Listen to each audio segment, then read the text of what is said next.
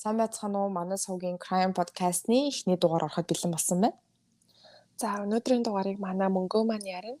Мөнгөө ямар хэрэг бэлдсэн бэ өнөөдөр? Хүмүүсийн дунд нөгөө нэг The Walls Have Ears гэдэг нэрээр алдартай юм байлээ. Одоо монголоор бол хан хүртэлч ихтэй, тий? Энэ нь болохоор The Daniel LaPlante гэж залуугийн одоо ер нь бол намтар түүх хэргийн түүхэн.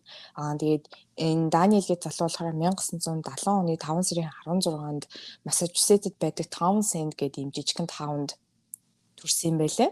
Бостоноос ганцхан цагийн зайтай байдаг. Тэгээд 1676 онд анх үүсгэн байгуулагчсан юм жижигхэн таун. Ер нь лошин суугчид бүгд нэгнийгаа мэддэг, тийм ойрхон амьдарцгаадаг тийм таун. За тэгээд бага насны хувьд гэх юм бол Даниэл нь аав нь аягүй тийм хүчирхийлэгч хүн байсан. Бие махбодын хүчирхийл, сэтгэл санааны хүчирхийл бүр цаашлаад бэлгийн дарамт хүртэл үзүүлдэг байсан юм байлээ. Тэгээд тэр үед аав ээж хоёртойгоо хамт амьдардаг байжгаад аав ээж хоёр нь салаад тэгээд ээжээгээ дагаад ээж нь дахиж хүнтэй гэрлээд ээжийг нь Элейни гэдэг эмэгтэй байд юм байлээ. Тэгээд дахиж гэрэлсэн залууг нь гэх юм бол Дэвид гэдэг. Тэгээ мөн Стивен Мэтью гэсэн хоёр ахтайгаа ингээд тавуулаа хамт амьдардаг болсон юм байлээ энэ хоттоо. Хойд аав нь бас Даниэлийг хүчирхийлдэг байсан. Зоддог, тэгээ байнга сэтгэл санааны дарамтанд байлгадаг. Гэртээ ийм мөртлөө сургууль дээр очихороо яг адилхан. Сургууль дээр очихоор сургуулийнхаа хүүхдүүд Даниэлтэй ярих дурггүй. Ерөөс байгаа юм шиг ингээд бүгд тийм ааш гаргадаг байсан. Сүүл нь одоо сургуулийн хүүхдүүд болон багш нараас нь ингээд Даниэлийн тухай асуухад Даниэл бол айгүй байгаагүй нь мэддэхгүй. Тэгээд дээрэс нь айгүй тийм эмх замбраагүй, муухай үнэртэй, тэгээд хаашаас хувцалсан, нүрээрээ дүүрэн батгахтай. Тэгээд хүн болгон ер нь зайлсхийдэг гэсэн сургууль дээр нь хинч Даниэлийг нөгөө хүн гэдэг утгаар хүлээж авдаггүй байсан.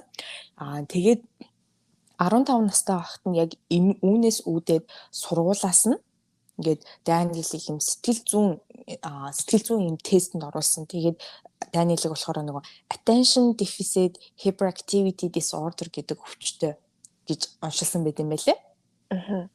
Тэгээд сургуулаас нь бүр ингээд албан ёсоор Даниэлийг ингээд эмчилгээнд явуулж эхэлсэн. Сэтгэл заслын эмчилгээнд явуулж эхэлсэн. За тэгсэн чинь 15 настай байгаа Даниэл эмчилгээнд явж эхэлсэн чинь сэтгэл заслынхаа эм чинь турш Даниэл одоо бэлгийн дарамт үзүүлсэн байсан. Эрэгтэй эмч. Гэтэ нөгөө нэг сэтгэл заслын эмчийн тухай бол ямар ч тийм одоо мэдээлэл байдгүй юм байлээ. Бас энэ Даниэлийн төрсөн аавынхын тухай ямар ч мэдээлэл байдгүй юм байлээ. Тэгээд энэ нь тэр үедээ бол юу ч мэдэгдээгүй. Тэгээд Даниэл хэрэг хийгээд ингээд шүүх мөхтөр очиод ингэсний дараа л энэ сэтгэл заслын эмчилгээ авч байхдаа бүтэн жил гаруй ингээд бэлгийн дарамтанд төрчтэй байсан гэдэг нь ил гарсан юм байлээ. 15 настайгаас эхлээд Даниэл бас ингээд бусад айлууд руу ороод жижигхэн хулгай хийж эхэлсэн. Гэхдээ тэрээ болохоор Даниэл өөрөө тайлбарлахдаа болохоор энэ бол би зөвхөн хулгай хийдэггүй байсан. Жижиг сажиг юмнуудыг нь авдаг. Гэхдээ надад хамгийн их тийм таашаалтай мэдрэмж өгдөг зүйл хүмүүсийн ямыг хөдөлгөөд, байрнаас нь хөдөлгөөд, одоо бүтэн байгаа ундааг нь талыг нуугаад буцаага орхидог ч юм уу тий. Эсвэл ингээд байгаа тавилгануудын байршлыг өөрчлөөд тэгээд ингээд хин нэгэнд мэддэхгүйгээр гэрт нь байгаад тэгээд ингээд миний хийсэн ямар нэгэн хүчин зүйлсээс болоод тэр гэрийн хүмүүс айдас автж байгаа тэр мэдрэмжийг ингээд мэдрэх нь надад маш их тийм таашаалтай байдаг байсан. гэж ярьсан байт юм байлаа. За тэгээд Даниэл ингэж айлуудын гэрлөө ороод жижиг сажиг хулгай хийгээд ингээ хүмүүсийг айлгаж явж агаад Андрю гэх залуугийн гэрлөө нэг өдөр орсон. За тэгсэн чинь Андрю эхнэрээ одоо хорт тавдраар алдаад удаагүй. Тэгээд Джессика, Ани гэдэг хоёр охинтойгоо хамт амьдардаг тийм ганц бие аав байсан. За Ани болох юм бол 15 настай. Даниэлтэй ч зүгсүг.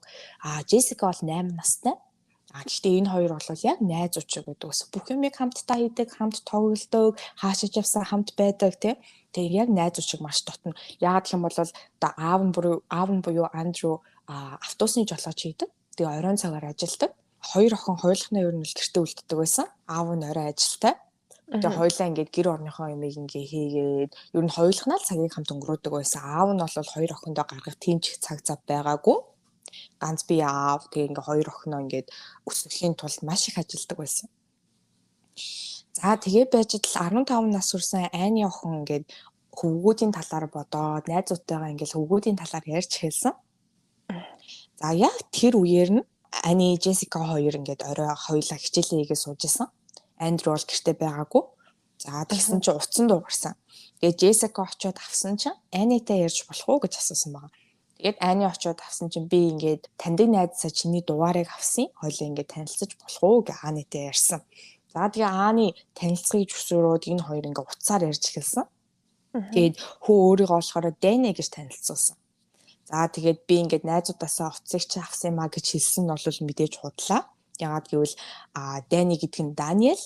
Тэгээд Даниэл ингээд айлуудын гэрлөө зөвшөөрлөгөө ороод нэвтрээд явж байх үедээ Андрюийн гэрлөө ороод тэгээд гэр бүлийн зургийг нь харсан. Гэр бүлийн зурган дээрээс нь Анигийн зургийг олж хараад тэр үедээ бараг шууд дурлцсан.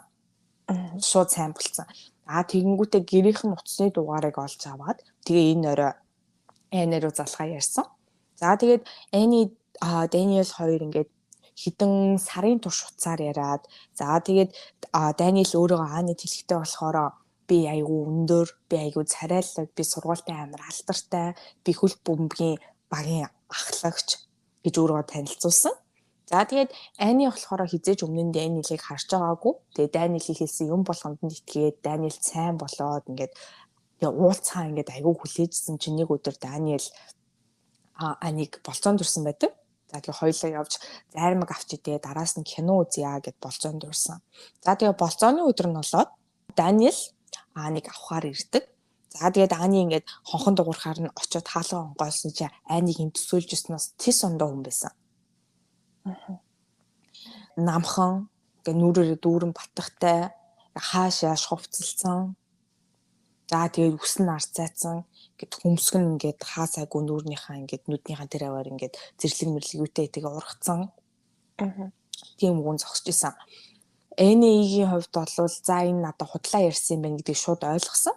Гэхдээ Эни өөрөө айгүй тийм хүмүүстэй найрсаг, хүнийг эвгүй байдалд оруулах дургүй тийм төрлийн охин байсан болохоор Даниэлтэй хамт тэр өдөр болцоонд явсан. За тэгээд тэр хоёр хамт яваад заримгаа авч идээд за тэгээд хоёулаа ингээд юм ярилцаад явж байхдаа Эни саяхан ингээд ээжигээ хор тавдраар алдсан тухайга Даниэлд хэлсэн. Тэгсэн чинь Даниэлийг бүр ингээл амар сонирхоол тэгэл ингээл Анигаас бүр ээж чи яаж насварсан, ээжээ чи насварсны дараа танай гэрийнхэн яасан, ээж чи яг ямар харагдчихсэн ингээл амар их юм асууад энэ Анид айгүй тийм тухгүй мэдрэмж зөвлөжсөн болохоор Ани шууд харилцан яриа зогсоогоо би гэртээ арилаа гэд тэгээ мөн Даниэлд би дахиж уулзахгүй гэдгээ хэлээд гэртээ арьсан байдгийн тэр өдөр. За үүнээс хэд хоногийн дараа Ани Джессика хоёулаа гэртээ тэгээд ээжийнхээ тухай ярилцаад хуучин ингээл хамт гоё гэр бүлэрээ хийдэг байсан юмнуудын тухай ярилцаал байж агаад тэр хоёр гинтхэн ээжийнхээ сүнсийг дуудаж үзэхээр шийддэг. За тэгээд сүнс дуудахар болж байгаа. За тэгээд доотлолт байдаг нөгөө бейсментээсээ хоёулаа лавчраад тэг гараа барилцаад сүнс дуудлаад сүнсийн дуудсан. За гэхдээ тэр үед юу ч тохиолдоггүй. Яг тэр үеэр аав нь ирж таарсан болохоор хоёр охин тэрийгээ болоод яагаад гэвэл аавдаа мэддгийг хүсээгүй. Аав нь мэдх юм бол энэ хоёрыг шал хэрэггүй юм хийж гэнэ гэдэг их учраас энэ хоёр аавдаа мэддгийг хүсээгүй тэрийгээ шууд болсон. Тэгсэн тэр өдрийн оройноос ахуулаад хин нэгэн ханыг зөөлөн тогшиж эхэлсэн байгаа байхгүй юу? Тэгээ хоёр охин болохоор тэр үед бодохдоо ээжийнхэн сүнс ирсэн байна. Ээжийнхэн сүнс тэр хоёр дохио өгөөд байна гэж бодоод тэр өдөр айгүй аз жаргалтайгаар орондоо ороод унтсан байгаа. За тэгсэн чинь хан тогших чимээ улам их ихссэн. Улам ихсээд тэгээд хоёр охин аавдаа юу ч хэлээгүй тэр үед. За тэгтэл хэд хоногийн дараанаас нэг орой байжсэн чинь бүр ингээд ханыг нь балбаж эхэлсэн. Маш чангаар. Тэгээд аавыгаа гэртээ ирэхэд нь хоёр охин бүр аргаа бараа хэлсэн. Тэгэд хан ингээд битэр сүнс дуудсан юм аа. Эзэн сүнс ирсэн гэж бодсон. Тэгсэн чинь ингээд одоо ингээ хан балбаад ингээд ийм тухгүй мэдрэмж өглөөд тухыг бодоход ээжийн сүнс биш юм шиг байна. Өөр ямар нэгэн чөтгөр манай хананд ингээ шүглчжээ гэж хэлсэн. Тэгсэн чинь аав нь хоёр охиндоо итгээгүй. тийм гэж байхгүй. Ээж чи хизээж буцаж ирэхгүй, бас хананд ямар ч чөтгөр байхгүй. Энэ бол та хоёрын санаанаасаа зохиож байгаа зүйл гэж юусоо итгээгүй. Тэгээд дахиад өдөр хоногуд өнгөрч явж агаад сүүлдээ юмнуудынх нь байр солигдож эхэлсэн. Жишээ нь одоо галтгоонд тавьсан байсан хоолны гэмт алга болчтой. Эсвэл ингээд нэг газар юм тавиад буцаад 10 минутын дараа хүрээд ирэхэд тэр нь байхгүй болсон байдаг. Юмнуудын байрнууд солигдоод, юмнууд хөдлөөд, за тэгээ нөгөө хан дээрх чимээ мэдээж дуурдаг. Гэхдээ аавыг нь байхад хизээж дуурдаггүй. Хоёр хүн хоёулахнаа гэртээ байх үед л хандах чимээ дуурдаг. Тэгээд нэг өдөр хоёр охин доотлохоо бэйсменттэй байжсэн чинь дээд талаас нь ингээ хан бүр ингээ амар чанга тогсож байгаа чимээ гарсан. Эний галтгооноос очиж хутаг аваад хүн дэшээ гүүгээ гарсан чинь хоёр хүн бол цусаар битсэн гэж бодсон байгаа байхгүй тэр үедээ I'm in your room come and find me гэж хэлсэн. Би чиний өрөөнд байна. Ирээд намайг олоорой. Тэгээ хоёр охин айгаачууд аав руугаа залгасан. Аав нь ирээд цагтаа дуудсан. За цагтаа нар ирээд мөрс нэгшлэг хийсэн боловч юу ч байрнаас нь болоогүй. Мөн хан дээр бичигдсэн зүйл нь кетчупээр бичигдсэн байгааг олж тогтоогдсон. За тэгээд аав нь буцаад бодохдоо за манай охтууд надаас анхаарал хүсээд байгаа юм байна. Би зарцуулах цаг нь багтаад байгаа юм байна. Ээжээгээ одоо нас барснаас хойш ийм болчлоо гэд. Тэгээд бүр хоёр охиныгоо одоо сэтгэл зүйчтэй уулзах хүсэл төртөл тавьсан. Сэтгэл зүйчтэй уулзаад үзвэл яасан бэ гэдэг. Гэтэ тэр үедээ бол тэгээд зүгээр энэ бол яриа болол өнгөрсөн юм байлээ. За тэгээд тэрнээс хойш 2-7 хоног орчим юу ч тохиолдоогүй. Амар чимэр нам тавин. Нэг орой хоёр охин хоёулаа дахиад байж захт нь дахиад ханыг нь нүдэж эхэлсэн. Гэхдээ энэ нь болохоор дээд давхраас Анигийн өрөөнөөс гарч исэн.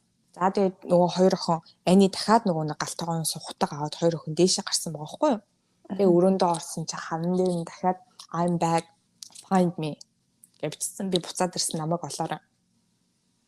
За тэгээ хоёр охин айгаад буцаа гарчгүйгээд хөршөөндөө очиод тэгээд ингээ болсон бүх явдлаа хэлсэн чинь хөршүүд нь за аавыгаа иртэл манад байжээ гэд.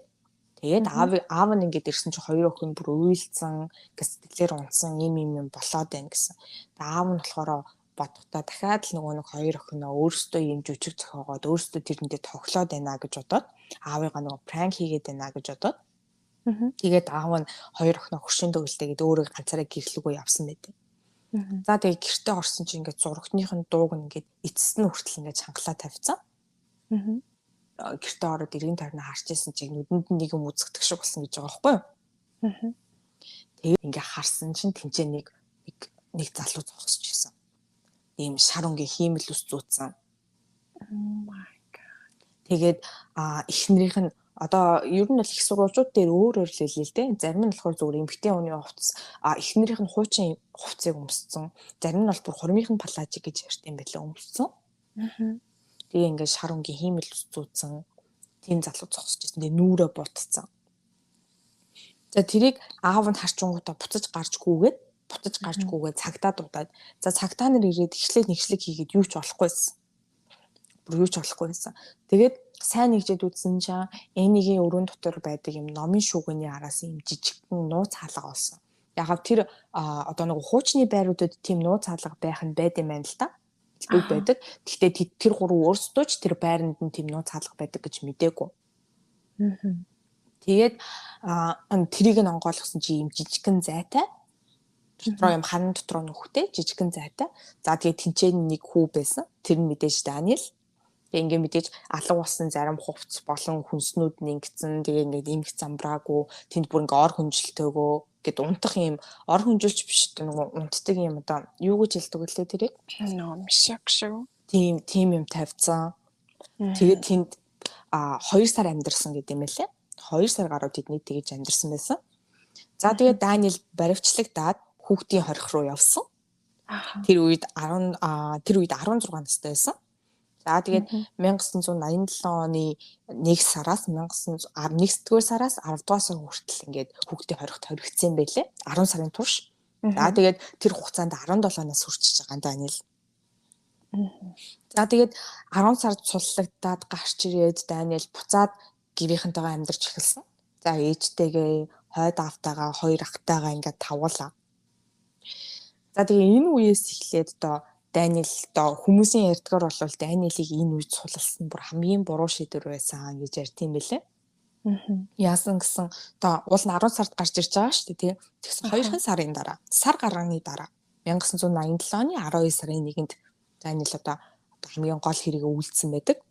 Даниэлийнхаас нэг хагас орчим маилийн зайтаагаар Андрю and Priscilla Gustafson гэдэг ийм эхнэр нөхөр хоёр амьдардаг байсан. Андрюийн гэр бол бас нэг өөр Андрю. За амьдардаг байсан. Тэгээд энэ хоёр болохоор Abigail гээд 8 настай охинтой, William гээд 5 настай хүүтэй. Мөн эхнэр нь болохоор ийм жирэмсэн. 3 дахь хүүхдээ хүлээжсэн юм хоёр хосууд байсан маа.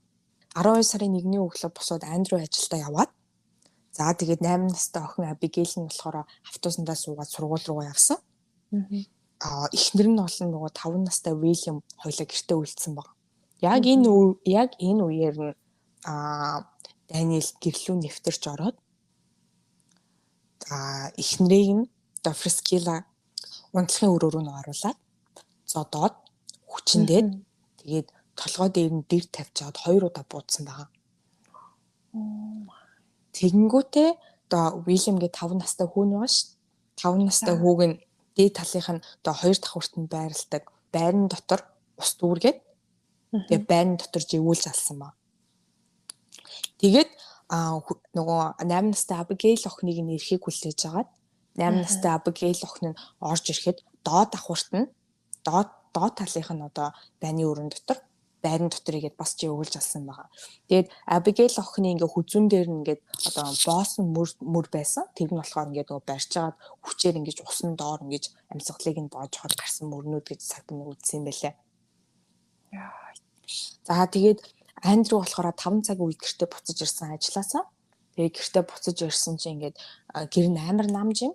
Уул нь одоо 2 жоох хүүхэдтэй айлч ингээд бужинж штэ. Тэгсэн чинь ингээд гэр нь амар намж юм.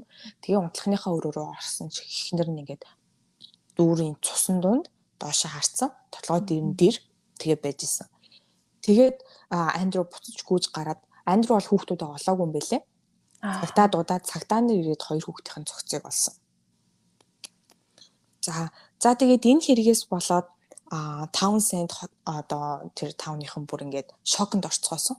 Хин ингээд тэгээ жирэмсэн эхнэрийг нэг 2 хүүхэдтэй ямар амар хүн алчваа.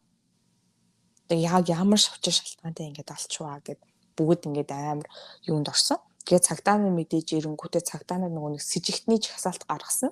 За тэр донд нь бол мэдээж Даниэл байсан. Яагаад гэх юм бол Даниэл өөрөө нөгөө хулгайн эргээр баригдчихсэн. Одоо гарч суллагдаад цар гарна л болсон шүү дээ.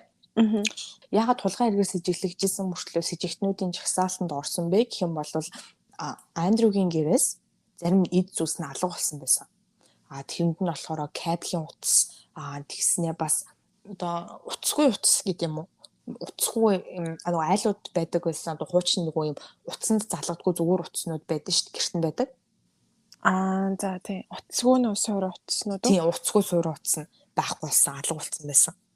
За тэгээд зарим эд зүйлс алдагдсан болохоор Даниэлийг бол энэнд ингээд оруулсан. Тэгээд Даниэлтэй ярилцаж үзсэн юм байна л да цагтаа нь. Тэгсэн чинь Даниэл би юусоо юу ч хийгээгүй. Би тэр өдөр гэртээ байсан. Би бүтэн өдөржингөө зургуудад хэвтэж агаад би тэгээ орой 6 цагийн үед гэхэд 6 настай үеэл дүүгийнхэн төрсөн өдөрт очисон. Би энэ өдөр бол бүтэн гэртээ байсан гэж хэлсэн байна. За тэгээд цагдаа нар ингээд яг ингээд Даниэлийг гэх юм баримт тотлохоо яг тэр үед байгаагүй. За тэгээд үдээс хойш дахиад Даниэлээс ингээд дахиад мэдүүлэг авах гээд ирсэн чинь Даниэл ингээд цагдаа нарыг харчингуудаа арийнхаа алгаа гараад цугтцсан. Тэгээд тэр үед нь цагдаа нарт сэжиг төрөөд за энэ Даниэл ямар нэг юм мэдэж чинь эсвэл Даниэлийн хэргийг хийсэн гэдэг сэжиг төрөөд тэгээд Даниэл Андрю хоёрын гэрийн хооронд ийм жижиг ой мод байд юм байна л да. За тэгээд цагдаа нар тэр хойноос нь яваад үтсэн чинь за тэр дундаас юм нойтон бэлээ олсон. Тэгээд подволк олсон. Хайцсан байсан. За тэгээд цагдаа нарын үзнээр бол нойтон бэлэн гэх юм бол Abigail-ийг живүүлэхдээ хүүхдүүдийг усанд живүүлэхдээ хэрэгэлсэн байлээ гэж үтсэн байлаа. За тэгээд цагдаа нар буцаад Даниэлэнд очиод нэгжлэг хийсэн, гэртэн нэгжлэг хийсэн. Тэгсэн чинь тэндээс болохоор одоо Даниэлийн хэрэгэлсэн буу хойд эцгийнх нь гар бууж таарсан. За тийг нь болохоор ийм 22-ийн одоо калибр буу байсан. Хохирогчдын гэрээс олдсон бууны сумтай яг таарч ирсэн. За мөн тийч Даниэлийн хувцсны шүүгэн дотор ийм 2 кит байсан байхгүй юу? 2. За тэгээ тэр 2 кит нь болохоор одоо нэг хохирогчдын гэрт гарсан хөлийн мөртөө таарсан мөн. Аха. За тэгснээ мөн Даниэлийн оймсон дээрээс нь Абигейлийн үс олдсон. Тийм. За тэр үед тоног төхөөрөмж их муу байсан. Тэгээд ДНХ-ийг шалгах гэсэн боловч тоног төхөөрөмж муу байсан болохоор зөвхөн нөгөө нэг одоо А бүлгийн цустай, Б бүлгийн цустай гэж гардаг штеп. Хүн тэгжил гарах боломжтой байсан юм байлээ. За тэгээд тэр Андрюгийн унтлагын өрөөнөөс нь олдсон цусны толб нь А бүлгийн цус байсан. За тэгээд Даниэл бас А бүлгийн цустай. Энийг бас ер нь нотлох баримт гэж авч үзсэн юм байлээ. За тэгээд энэ нь бол ингээ хангалттай Даниэлийг баривчлах юм нотлох баримтууд болсон. За тэгсэн чинь нөгөө Даниэл чинь зүхтаа алга болсон шүү дээ. Байгаад гисэн. Тэгсэн чинь хүмүүс дуудлага ирж эхэлсэн. Даниэлийг харсан. Даниэл энд байна гэд. За тэгсэн чинь нөгөө Даниэл чинь хаана юу хийж явж исэн бэ гэд тэгсэн чинь Памела Макела гэдэг эмэгтэйгийн гэр рүү дайрч ороод. Одоо нөгөө нэг эмэгтэй чинь машиндаа суугаад жолоодод явахыг шаардсан баа. Тэгээд өөрөө машиныг нь жолоодод явчих замд нь Памела гэж эмэгтэй харин машинаас өсөрч буугаад тэгээд гимтэж барилахгүйгээр ингээд азар зүгээр үлдсэн. За тэгээд цагдаа нар мэдээж араас нь яваад барьцчилж авсан. Ерөөсөө удаагүй холтоогүй багт нь бариад авсан. За тэгээд 1988 онд одоо Даниэлийн шүүх хурал нь эхэлсэн байгаа байхгүй юу? Тэгээд шүүх хурал нь эхлээд за тэгээд шүүх хурал дээр нь бүр 50 гэрч байсан гэж байгаа. Гэр бүлийнхнийг нь оролцуулаад. Тэгтээ өмгөөлөгч нь тэн чин Даниэл биш ингээ гэр бүлийнх нь бусад гишүүд байх боломжтой шүү дээ. Яа Даниэлийг та нар хэрэгтэн гэж үзээд байгаа тий. Гэрээс нь олцсон. Тэгэхэд чин та нар ингээ Даниэлийг биш бусад гэр бүлийнхэн гишүүдийг бас шалгаж үзэх хэрэгтэй гэсэн чинь тэр үед гэр бүлийнхэн гишүүд бүгд өөр газар өөр юм хийжсэн. Тэгээ бүгдээрээ ингээ тэр хэргийг хийгээгүй гэх юм нотлох баримттай байсан. Тийм болохоор ингээ яалтчгүй Даниэл үлдсэн байна гэдг нь ингээ ил болчихж байгаа. Тэгээд шүүх хурал дээр нэг юм гэх юм бол Даниэл ерөөсөө гимсэн царайтай харагдаагүй. Инээгээл тэг зураг нь байгаа ингээ зургийг нь оруулчих. Тэг ингээд ямар ч гимшсэн тийм царай байхгүй. Тэгээд 3 удаа насаараа хоригдох ял авсан. Тийм. Тэрний дараа бас нөгөө нэг 93 онд ингээд хангалттай нотлох баримтгүй байсан мөртлөө ингээд оруулсан ингээд одоо хорсон гэдэг шалтгаанаар ингээд шүүхтийг оролцсон юм байлээ. Гэхдээ тэр нь амжилттай болоогүй. Тэгээд тэрний дараа 2000 онд ингээд намайг өөр одоо хорих газар руу шилжүүлж өгөөч гэсэн хүсэл тавьсан юм билээ. Яа гэвэл Даниэлд одоо шоронд байхад нь амар их дарамт иржсэн гэсэн. Амар их дарамт ирдэг бусад нөгөө хоригдлууд нөгөө бүр амар их дарамталтай. Тийм байсан болохоор айгүй том дарамт ирээд тийм хүсэл гарч исэн ч гэсэн шүүх тэрийг нь хүлээн зөвшөөрөхгүй гэсэн.